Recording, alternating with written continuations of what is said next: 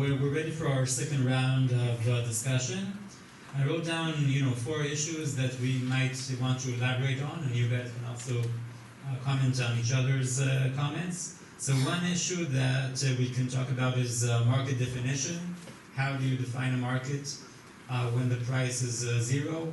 Do you do it? How do you apply the SNP test if you want to, by quality? Etc. Or maybe you want to skip market definition and go straight to the theory of harm.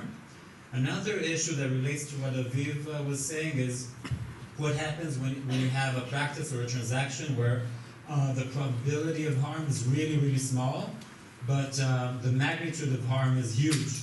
And then do you take expected harm into account, or is there a probability threshold where the theory is so theoretical that you just leave it alone?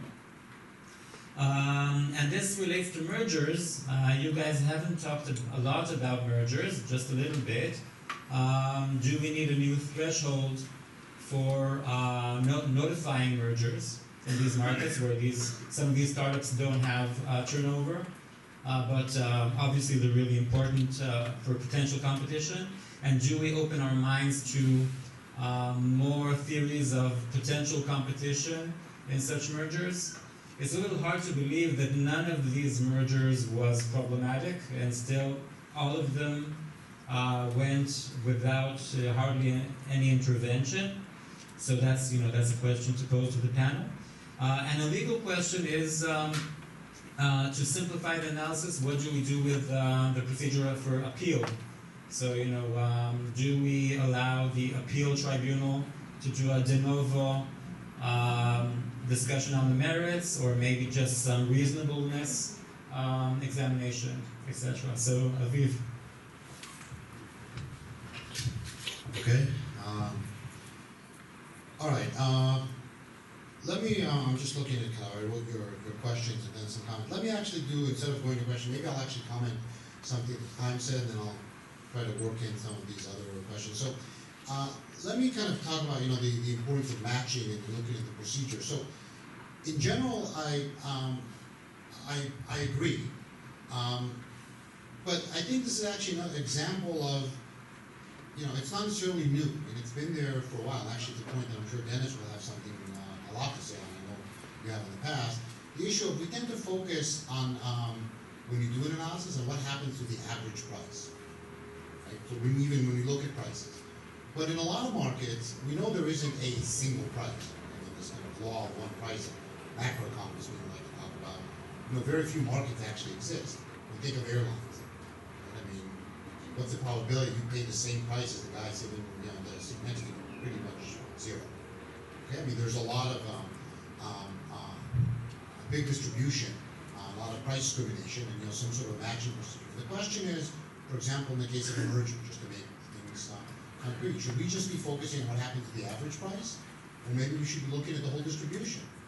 And we know that it's, you can actually get very misleading results by just looking at average price. I mean, Dennis might say we should look at output. But even just output, when there's price discrimination, it's not a sufficient statistic in a way to look at things. And I remember actually talking to a lot of folks in DC when I was at DOJ asking, why don't we kind of look more issues of price discrimination? That's another issue of kind of what is the matching? Who gets allocated which of these tickets?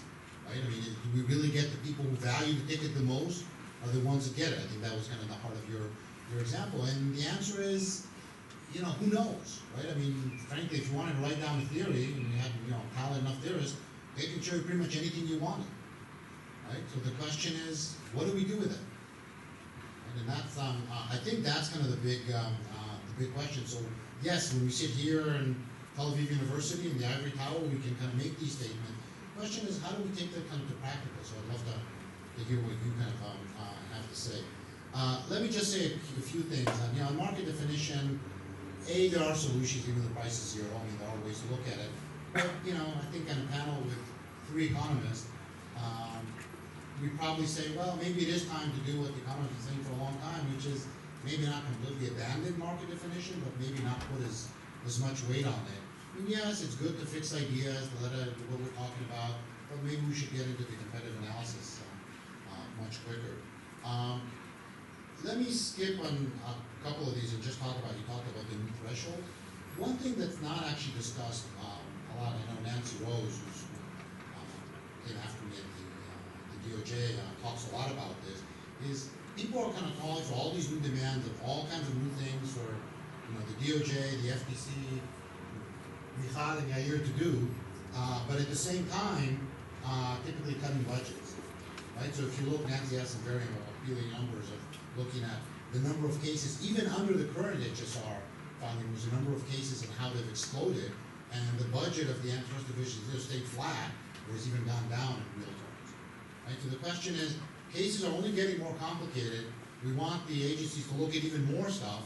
We want them to do it quicker without giving them any more budget. I mean, look, you can complain as much as you want about government not being efficient, but at some point, something's got to give. So I think actually there is a point, I think as a society, that's more of a political issue than anything else. If we really want to take antitrust seriously, we got to devote the resources to it. It's easier to say, look, we should lower the threshold and look at these startups. In principle, sounds great.